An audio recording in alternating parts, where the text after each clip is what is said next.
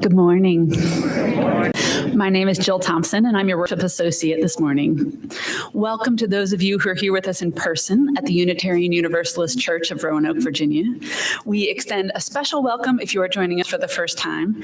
We also say welcome to those of you who are joining us on YouTube. Please take the time to silence your cell phones now if they are not already. Our minister is the Reverend Walter LaFleur. And the focus of this morning's service is gratitude.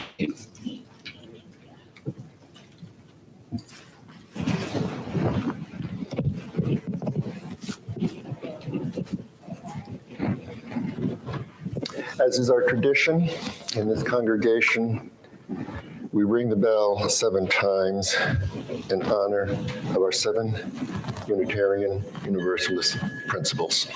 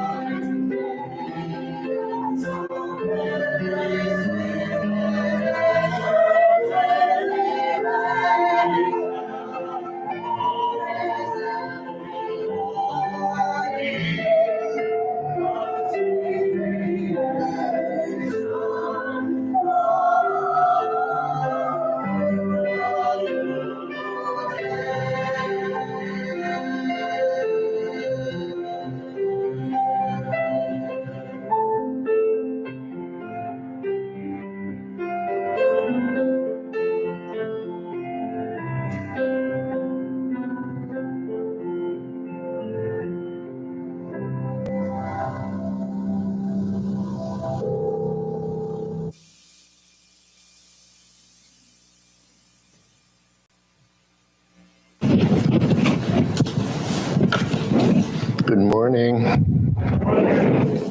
The weather is telling us summer has gone. fall has arrived. During late fall, we begin a sprint into more than a month-long holiday season. A time of celebration, a time of anticipation, gatherings with family and friends, buying and eating. And for some, a time of loneliness. It may be hard this year to find much merriment given the state of the nation. And yet, I assure you, if you stay open to receiving, you will indeed find a good deal for which to be thankful. Our words of welcome. I can't see them from here, so I always have to check.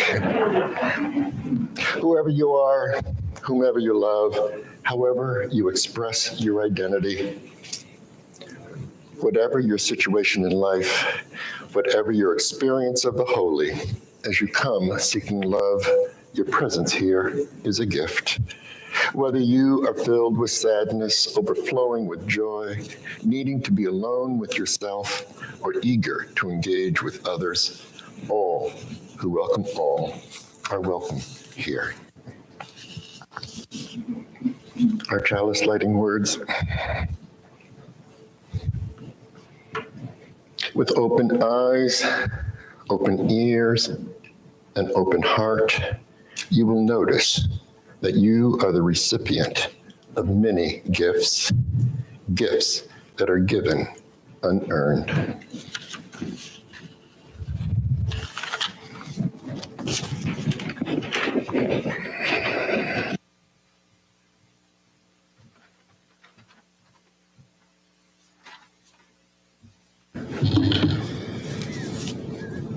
Good morning, everyone. My name is Bonnie Evans, and I work with Jesse. I'm the Lifespan Faith Development Coordinator. All these long titles we have. And this morning, as you can see, Jesse's not here, and I cannot take her place, but I'm going to try to give a nice story here. And this story is Kung Fu Panda, kids. You'll like this. Legends of Awesomeness. Thankfulness is awesome. The holidays are quickly approaching, and everyone is happy except for Poe. This is Poe. And if you haven't seen the movie, watch it. It's so adorable. I need to make a lot of gifts, Poe tells Master Shifu. There isn't enough time to make gifts for everyone, plus practice my kung fu and naps and 6 meals a day. I've got to tell you, I feel a little overwhelmed. You are concentrating on the wrong things, Poe, Master Shifu tells him. The holidays are a wonderful time because they remind you to think about everything you're thankful for. Make a list of all the good things in your life, and I guarantee you will not feel so overwhelmed. Poe likes this idea. What is good in my life, he says aloud. My devastating good looks, my dazzling wit and hilarious sense of humor. Too obvious. Wait, I've got it. Kung Fu. Kung Fu makes me feel strong and powerful, Poe thinks, and I am thankful for it because it helps me keep the Valley of Peace safe. That's where he lives. Poe goes back to Master Shifu. Skadoosh, I've got it. I'm thankful for Kung Fu, he tells him. Well, that's a start, Shifu says, but you need to reflect a little bit more. What really makes your life special? What makes you happy? Let me get back to you on that, Poe says. Poe decides to make a list of things that make him happy. What makes me happy, he says out loud. It's hard to think when I'm so hungry. Some of my dad's noodles would be good right about now, and some dumplings. Oh, and polished off with a bean bun or 2 or 3. Yes! Poe writes down all his favorite foods on his list. Then he decides to visit his dad in his noodle shop and grab a bite to eat. Poe goes to Mr. Ping's noodle shop for a quick bite. Mr. Ping greets him with a big smile and a steaming plate of hot noodles. "Hello, son," Mr. Ping says. "Are you hungry?" Silly question, right? "Here are some noodles for you." Poe hugs his dad and eats the noodles happily. I'm thankful for my dad, he thinks. He's awesome. And I'm thankful for noodles. Noodles are awesome too. After visiting his friends, Tigress, Monkey, Viper, Crane, and Mantis, Poe goes back to the Jade Palace to find Master Shifu. On his way there, he thinks about his home. I'm thankful for the Jade Palace, Poe thinks. There's no place in the world I'd rather live. It has cool sacred scrolls and statues and an awesome big shiny table where we eat every day. Speaking of which, I could sure go for some more noodles right about now. It's almost time for meal number 4. When he gets to the Jade Palace, Master Shifu is waiting for him. "Well, Poe," he asks, "what have you learned?" "I've learned that I really do have a lot to be thankful for," Poe answers. "I'm thankful for my family. I'm thankful for my friends. I'm thankful for the Jade Palace, my awesome home." "Anything else?" Shifu asks. "I'm thankful that I am a dragon warrior and know the secrets of Kung Fu," Poe says. "And I'm thankful for dumplings and noodles and bean buns and snow peas." Did I mention dumplings? "That's wonderful, Poe," Shifu says. "Now remember, if you take time to think about your world, you will always find things to be thankful for." Shifu looks at Poe hopefully. "Is there anything or anyone else you're thankful for?" "And last but not least, I am thankful for you, Master Shifu. You push me to do my best every day. I could never have become the dragon warrior without your guidance and patience," Poe says. "Thank you, Poe," Master Shifu says. "It's about time you said it. I am most certainly thankful for you too." "Sweet," Poe says. "And what do you know? I don't feel overwhelmed anymore. I feel peaceful and happy and ready to make some gifts. Thankfulness is awesomeness. What are you thankful for?" And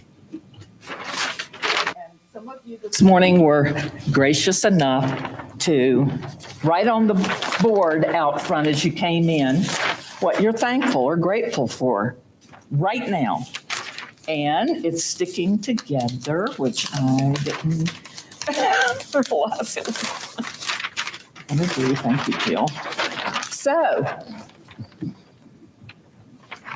I don't remember who wrote what particularly, but I do remember that Bonnie Nelson said she's very thankful for living the question, and especially the book that they're discussing right now, Tattoos on the Heart.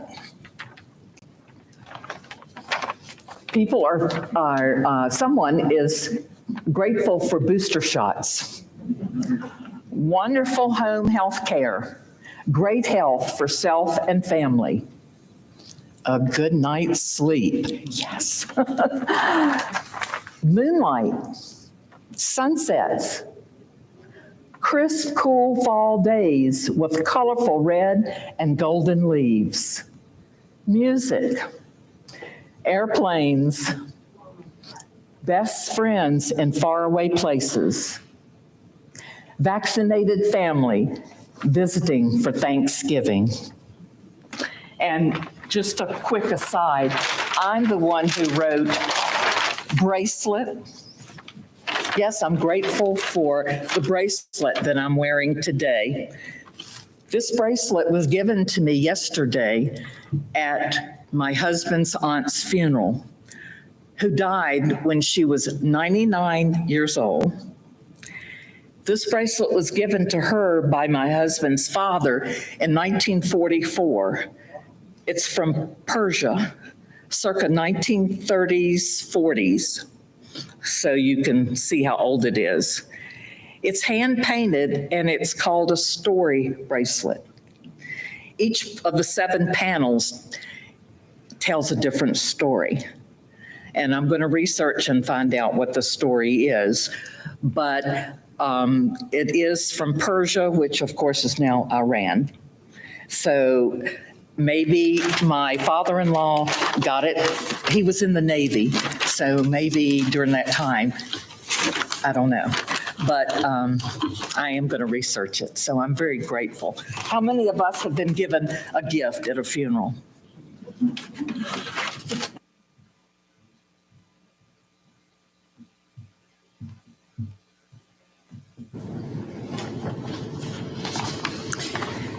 We have a composite reading this morning, beginning with a quote from Ralph Waldo Emerson. Cultivate the habit of being grateful for every good thing that comes to you and to give thanks continuously. And because all things have contributed to your advancement, you should include all things in your gratitude. Courtney E. Ackerman says, gratitude is an emotion similar to appreciation, and positive psychology research has found neurological reasons why so many people can benefit from this general practice of expressing thanks for our lives, even in times of challenge and change. Psychological researcher Robert Emmons says, gratitude has been conceptualized as an emotion, a virtue, a moral sentiment, a motive, a coping response, a skill, and an attitude. It is all of these and more. Minimally, gratitude is an emotional response to a gift. It is the appreciation felt after one has been the beneficiary of an altruistic act. Gratitude has dual meaning, a worldly one and a transcendent one. In its worldly sense, gratitude is a feeling that occurs in interpersonal exchanges when one person acknowledges receiving a valuable benefit from another. Gratitude is a cognitive, affective state that is typically associated with the perception that one has received a personal benefit that was not intentionally sought after, deserved, or earned, but rather because of good intentions of another person.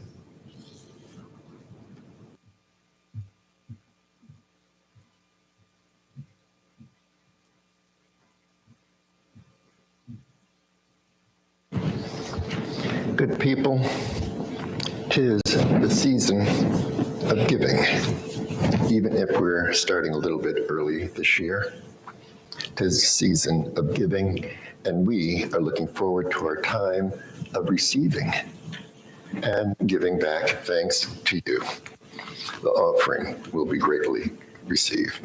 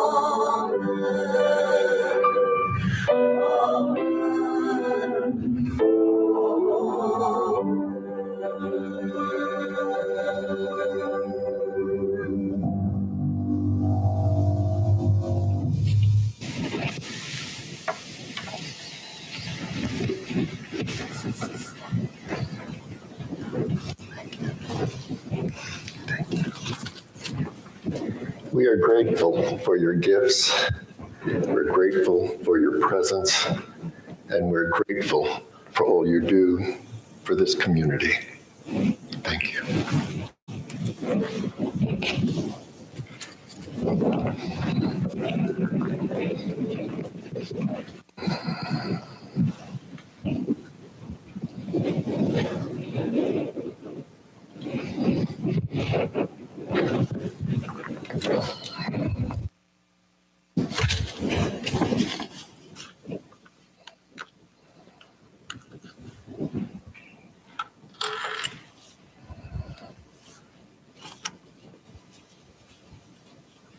Thanksgiving is a celebration many of us look forward to each year. The celebration has a long history in this country, even if the truthful storyline has been altered. Family histories, traditional ways of celebrating are passed down through generations or moved away from as well. How and where families gather is often a central part of the tradition, albeit these days such traditions don't have quite the stay as they used to. Thanksgiving is the start of the biggest holidays of the year, leading to Christmas, New Year's celebrations. We're at the edge of almost 2 months of celebration, including Hanukkah and Kwanzaa. I've noticed the store started a month or so ago. At the same time, as is typical of many so-called traditions and celebrations, the history and lived experience of such traditions often brings some amount of angst grounded in any number of experiences. Some have to do with how we deal with disgruntled family members. Who gets invited? What subjects will surely be discussed, and which should under no circumstances be discussed? Who will take up the most airspace is seldom in dispute. In many families, whose house shall be the gathering place is also not in question. For others, there may be a vying for center stage. We've all been there at some point or another, and to varying degrees with potential unhappiness. But perhaps that's an unfounded assumption on my part, maybe a projection based on my family experience, or based on stories a minister has been told in hushed tones. All this takes place against a day or weekend of celebration and merry-making, a day called Thanksgiving, a time of the year when we are all supposed to stop the clock and focus on those things for which we are thankful. That expectation is often accomplished at the initial sitting down to eat when all have gathered. At other times, it's an informal dynamic that runs throughout the gathered time together. Sometimes shared information is between only a certain few people. Certain information may take center stage over and above any other statements or events during the gathered time. Sometimes football. Football becomes the center of all attention, assuming everyone is happily associated with it. And the degree of thankfulness may hinge on who wins the game. Our own individual experiences can likely attest to the fact that not all family gatherings are happy events. There may be a subject matter that hangs in the air as a dark, ominous cloud, or carry the weight of walking on thin ice. Perhaps there is a predictable feud or alcohol-induced distraction.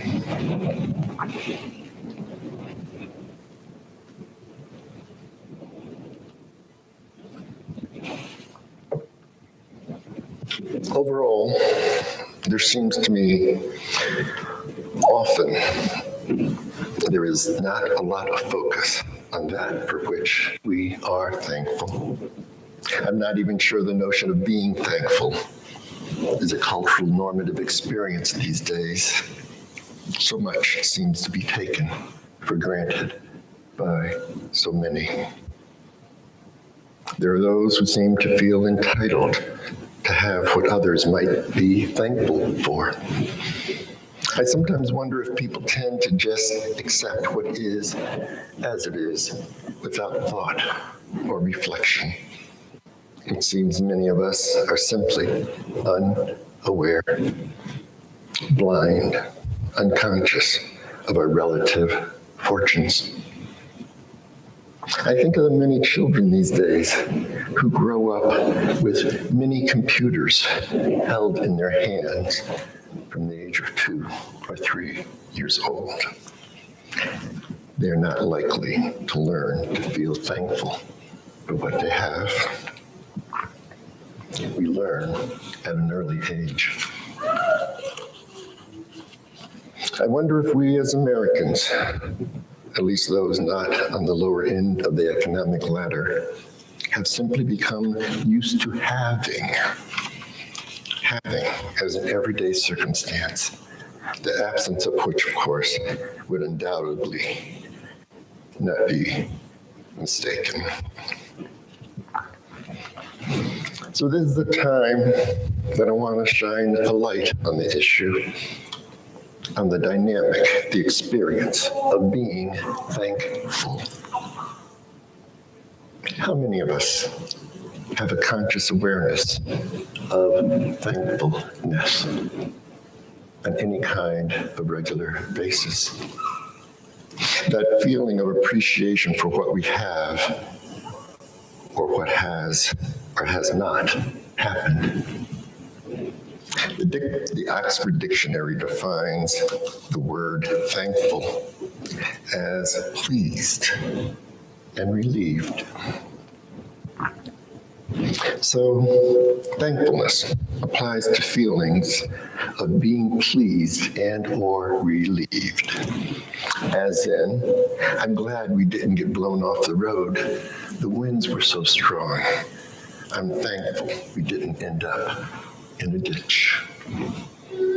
Or, I'm so pleased to have gotten hired. Now I don't have to worry about borrowing money. Data supports, to the extent we have an awareness of thankfulness, it is often for what happened or did not happen. Either of those can be the basis of good feelings, maybe even sought after feelings. Both are inwardly focused. The origin of those thoughts and feelings reside within each of us.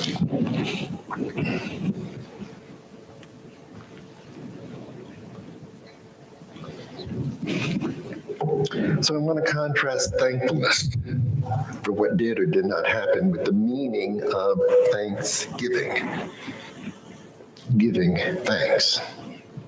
I want to avoid going deeply into the origin of the stories of the pilgrim, the origins of Thanksgiving. But it seems to me, however one believes, that happy story of early Americana, it makes perfect sense that the so-called pilgrims were thankful for having made it through the seasons. Thankful for being alive. Thankful for what did not happen. And therefore, a time of happy celebration. The story of Thanksgiving, as I understand it, isn't so much about thankfulness for still being alive, and certainly that is important. As I understand the circumstances surrounding the origins of this day we celebrate as Thanksgiving, it's about the gift of receiving.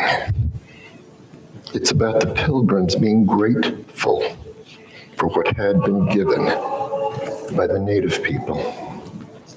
Food, furs, gardening skills, all allowed them to survive in this strange and different land.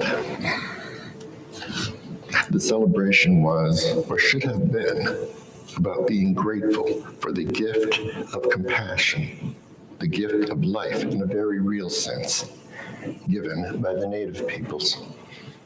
The origin story, as I understand Thanksgiving, is not about giving thanks for what did or did not happen, but rather a reaction to something ultimately much more significant.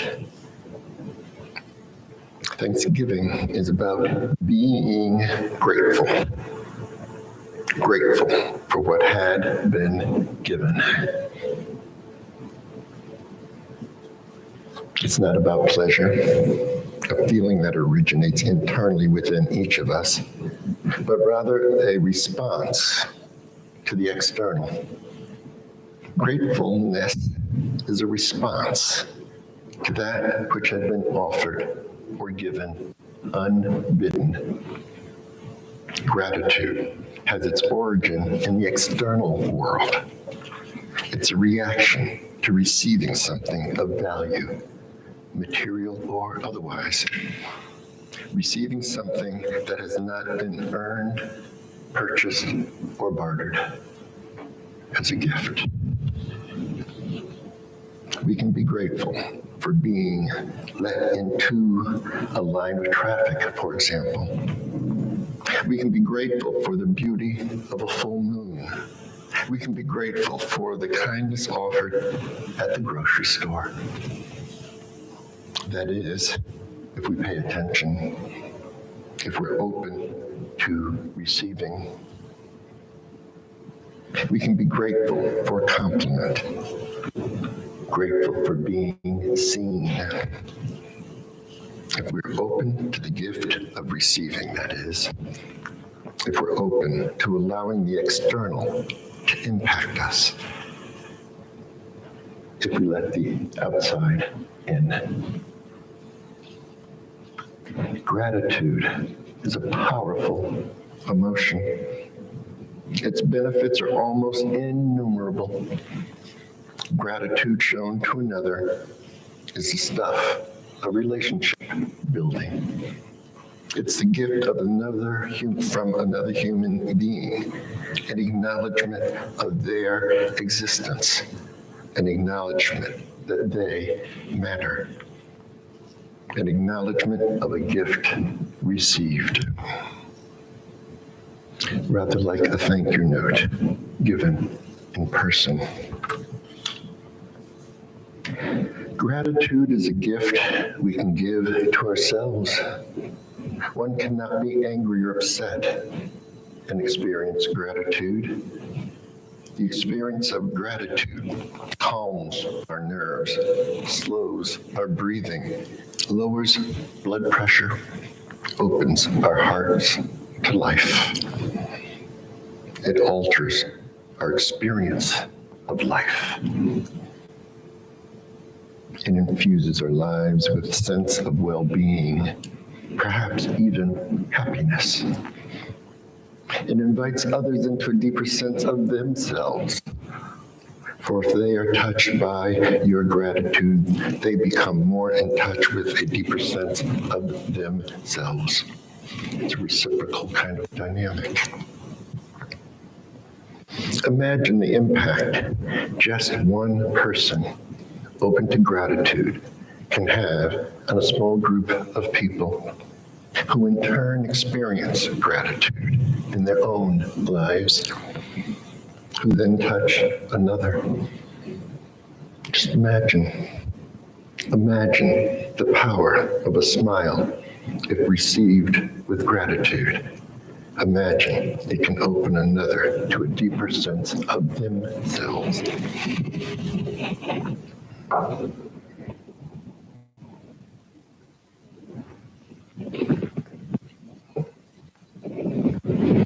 What a gift. What a gift. A gift we give to ourselves and simultaneously a gift we give to others. And the cost of receiving is simply to be open to being impacted by another human being, being open to letting the world in. For gratefulness, gratitude originates in the external and comes to us if we're open to receiving. Whereas thankfulness originates in our own thoughts, beliefs, and feelings, and it has real value. Gratitude is always in response to a gift offered, unbidden from the external, if accepted and acknowledged as such. So during this time of Thanksgiving, be open to acknowledge both that which you are thankful for and that which is offered to you as a gift. One never knows what the reception of a gift might initiate. Perhaps a steamrolling dynamic that touches one, then another, and another. May it be so. Amen. And Ashe.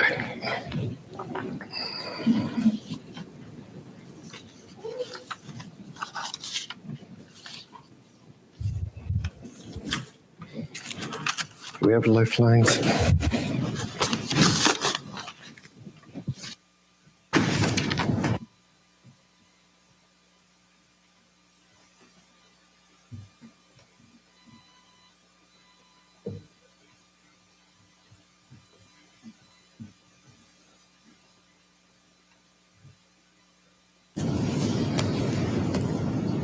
Good morning. My name is Sally Garber. It's my pleasure to represent the Caring Committee this morning. As you all know, we take the time to record the current concerns of the congregation as lifelines. If you'd like to tell us about a concern or a milestone to be shared, please take the time to call the church office by noon on Friday or let a member of the Caring Committee know. We'd greatly appreciate it. You can also write it in the Lifelines book at the altar, either before or after the service. I'd also like to remind you that the Pebbles of Life are available if you have a silent joy or concern. Please feel free to drop a pebble in the water, either before or after the service. Let us enter into a time of reverence together. Into this space of love and hope, I bring a joy. Joan and Don Wages celebrated their 25th wedding anniversary this past week. So if you get a chance to, please congratulate them. The next thing I have is both a joy and a concern. Every year, our church collects food for homeless students at Patrick Henry High School for their 2-week winter break. This year, we will pack 50 reusable string bags with specific items so that everyone gets the same thing. There are lists of what we need for each bag on the music stand on the choir risers. Please fill a plastic bag, which will be recycled, with the items. You can leave them on the choir risers or in the gray tub that will be outside the back door beginning today. Please have the items to the church by Sunday, December 12th. Reverend Walter and I will now light candles for all those who are present and not present.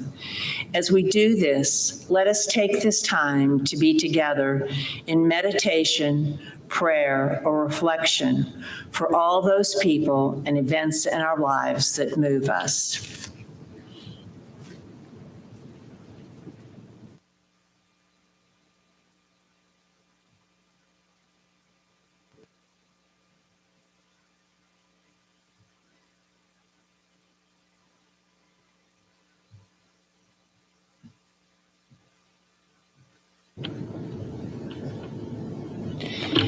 May our prayers be heard and our hearts be restored.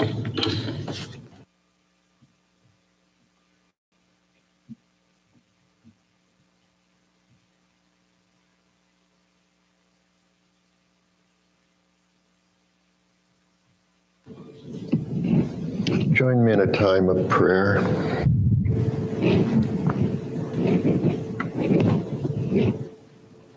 Each and every day is a gift, even if the day comes with tears, pains, disappointment, snow, or rain.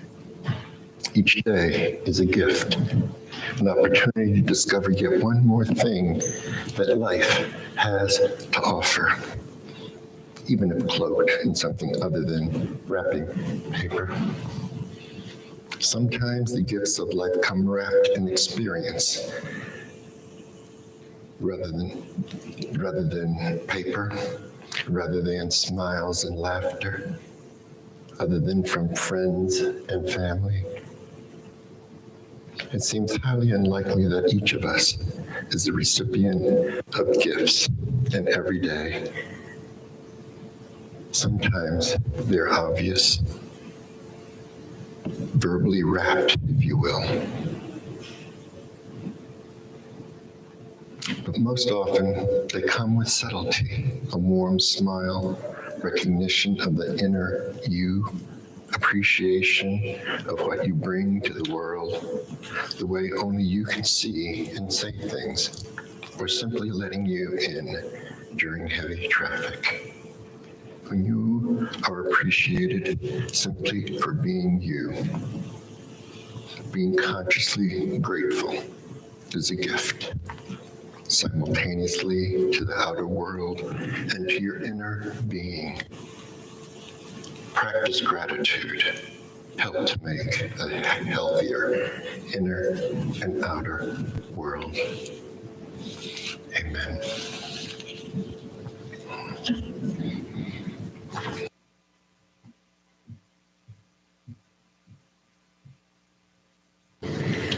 We have so many announcements this week. It's wonderful to see. I am happy to share them with you. But many of these events and activities have already been detailed in our weekly church e-newsletter. If this week's newsletter did not reach your inbox as it normally would, you might find it in your spam folder. And if you are not signed up for our e-newsletter, I highly encourage you to do so by contacting the church office. If you have other submissions or would like to subscribe, please contact Samantha Lucas at our church office. The Roanoke Area Interfaith Stewards of the Earth, or RAISE, is looking for donated items for their Eco Chapel. If you have yoga cushions, kneelers, prayer shawls, or other prayer, meditation, or chapel paraphernalia, please let Anna Toulouse know. That's Anna.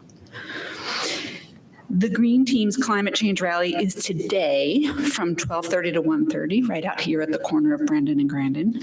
Bring your sign or grab one of theirs, and let's make some noise for the climate. For questions, please see Bob Egbert. Bob, are you here tonight? Yes, Bob. One of our resident authors, Betsy Biesenbach, back there in the sound booth, will be available in the Memorial Garden following the service today with her new book, Say My Name, The Story of Amanda Jeffers, an historical fiction story about a young girl who was enslaved on our church's property. Judy Nelson beautifully illustrated the book. They are $10 each and also can be shipped for an additional $5. All proceeds benefit UUCR, and Betsy will be out in the garden today if you'd like more information or if you'd like her to sign it. UUCR's next Red Cross blood drive is Saturday, November 27th from 10 a.m. to 2 p.m. at the Church Fellowship Hall. You can make an appointment using the Red Cross app or website. If you have questions or would like to volunteer, Bob Egbert will be in the foyer after the service. We need storytellers. Tuesday Night Tales is scheduled for November 30th at 7 p.m. Depending on the weather, the event may be moved indoors, but they need at least 3 storytellers to make the event happen. Will you be one of them? Come tell your tale about the unexpected things in which we find a reason to say, and for that, I am grateful. For questions or to sign up to share your story of gratitude, please reach out to Jesse McEwen. The next family movie night is Friday, December 10th, not December 17th, which was listed in the newsletter, at 6:30 p.m. in the sanctuary. They would love to have different adult volunteers with the children every week so that they can meet you. Come enjoy a movie with the children of the church. All ages and stages welcome. This week's movie is to be determined, but again, contact Jesse McEwen for more information. Please note that the date for the board meeting listed in the newsletter was incorrect. Board meetings occur on the second Monday of each month. The next board meeting will take place on Monday, December 13th at 6:30 p.m. If you have questions or would like to attend, please contact our board president, Erica Joyner. Our Winter Lights event will take place on Saturday, December 18th from 6 to 7:30 p.m. Bring your unique holiday traditions to life by creating a small display, story reading, or skit to showcase holiday traditions that are close to your heart. Sign up by November 28th if you'd like to contribute, and we will have a dress rehearsal on December 17th at 6 p.m. to finalize setup and make any last-minute adjustments. If you are interested, please contact Jesse McEwen.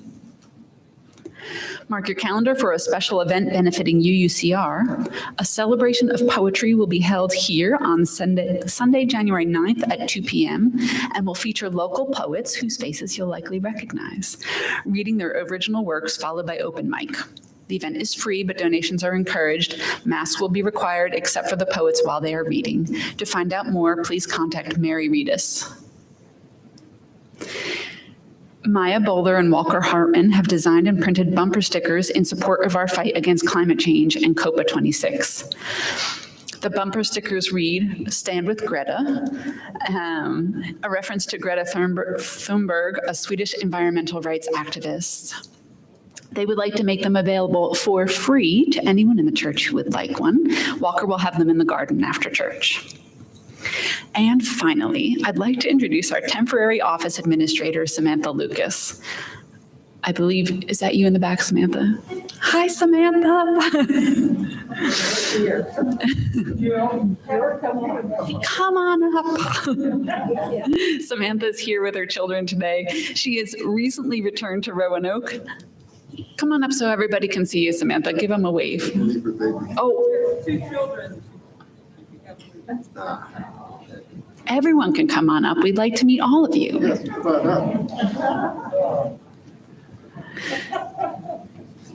This is Samantha. Feel free to drop by the office to meet her and introduce yourself. Samantha, we're really excited you're here. Thank you for being here with us.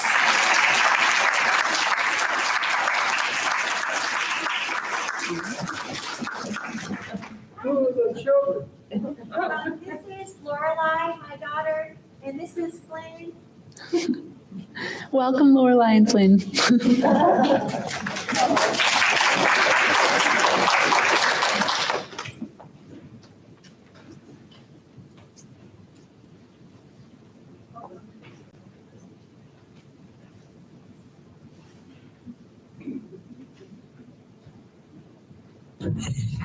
Perfect. That's going to make it on the cut.